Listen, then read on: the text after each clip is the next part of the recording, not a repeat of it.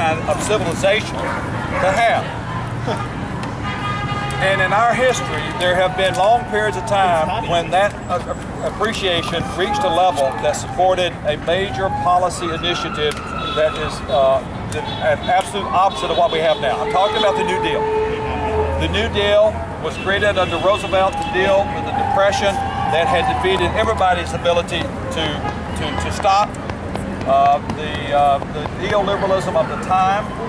I mean, the kind of economic policy that people talk about with neoliberalism is very much what was in place before 1932 and what caused the Depression. And now it's causing the Great Recession in somewhat modified, updated forms. I think it's possible for people to come together, to recognize that there are common needs, there is something called common goods, and to organize around that. It will take overcoming, however, this notion that the government is either wasteful or the enemy. Ronald Reagan himself, in many ways, was not a neoliberal. However much people may hold him in reverence in that way now. You know, he cut the taxes a lot, but he also increased taxes 6 or 7 times. He also, when we lost 242 troops in Lebanon, what did he do? He got out of there within a month. You know, there were certain survival kinds of instincts that Reagan had that prevented him from being a full-scale, kind of like Bush II or Tea Party neoliberal. I agree. The fact is that the New Deal and what's called post-Keynesian policies created a different kind of country, a different kind of economy. And the best period in the history of this country economically was from about 1940, when we really began to industrialize under the public investments to fight World War II, until 1975. That was the golden age of American capitalism, political economy. Since then, it's been quite the reverse. So again, this is a matter that can be a part of the educational effort. Teach people a little history. It's not ancient history, it's almost like yesterday. Things were different and they were better. How can we get back to that? In modernized, updated form. Thank you very much.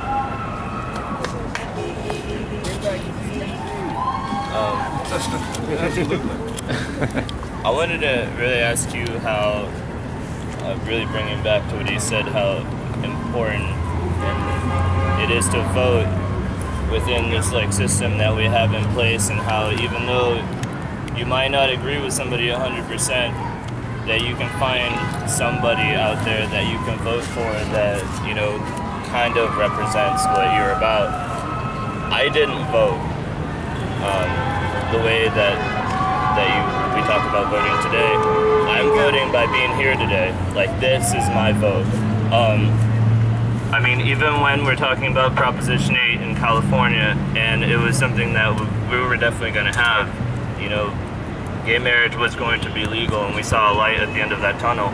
And out of nowhere, the Mormon Church puts in millions and millions of dollars and just buys these votes. Wall Street owns a lot of the American government. They are buying our votes. And the people in power are not people that you can vote for, because, regardless of what your vote is, they have the money for the name recognition even, and that's how you get into power. I feel like this is the most important vote that we can make, is gathering here today and making sure that we're not with them. And I didn't vote the way, and I kind of felt singled out because I was one of the only people that didn't, but I really wanted to explain why I didn't vote, and I want to know if you have an opinion on that, if maybe I can get some insight on it, if maybe I'm just...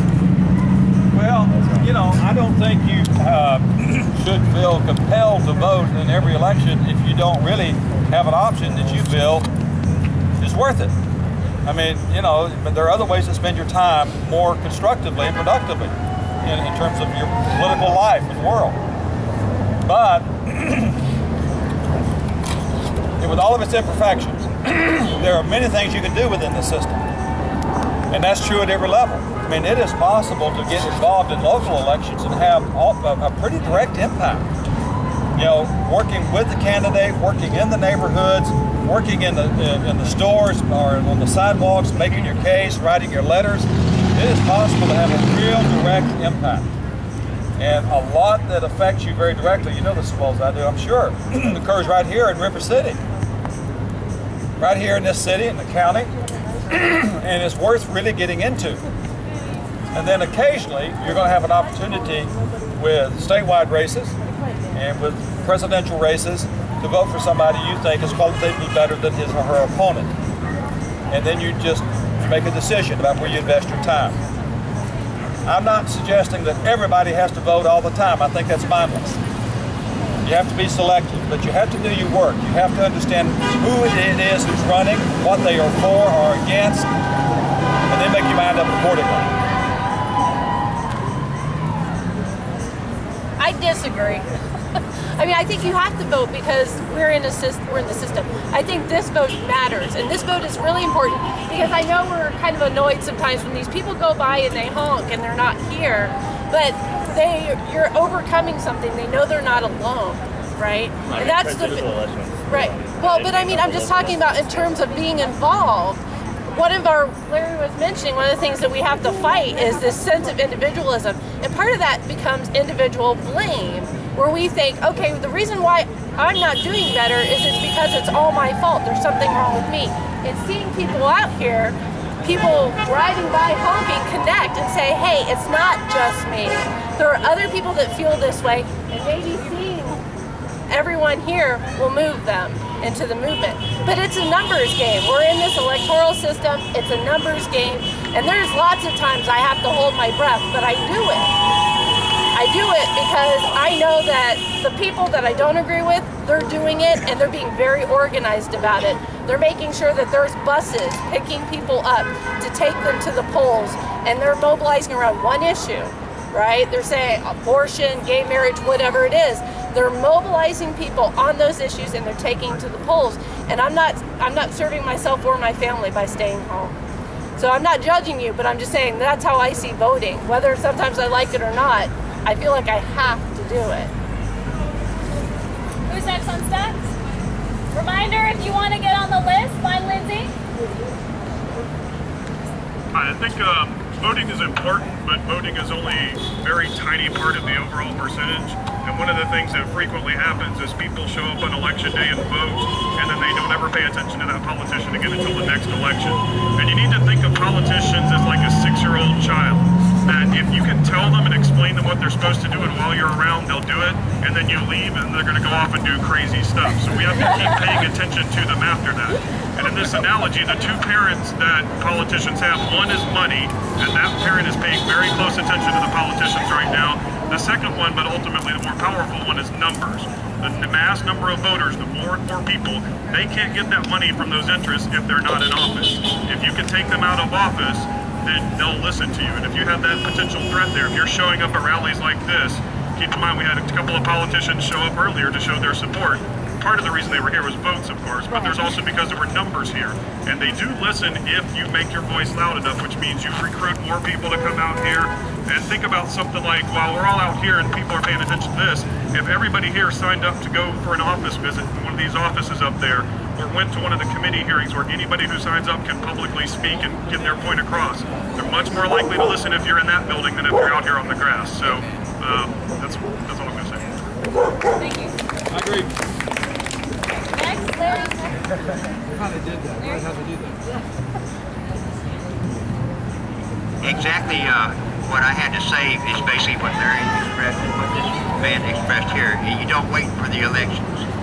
And it's not just your responsibility to vote, it's your responsibility to find candidates that are raising issues that you agree with and help them in any manner you can. If you can give them $1 or $5 or $10, help them and help you by going to Ian Sanchez's website, the supervisory elections, and see where campaign contributions are coming from. The majority of campaign contributions in Leon County and the city of Tallahassee are in the form of $500 checks from people that are involved in real estate and development.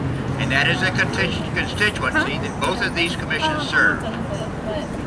But you have to find those candidates that are not. And a lot of times those are candidates that are not well funded, do not have name recognition. They direly need your help, whether that's in helping them get their word out and canvassing from door to door. It's very important that you make sure that all your friends are registered to vote and that you get those words out. There are a number of places, and some of them are somewhat paradoxical, where you get information about issues and candidates in this community. And probably the biggest paradox is the morning show, which is on the right-wing talk radio in this town. Between 6 o'clock and 9 o'clock every day, they deal with local issues.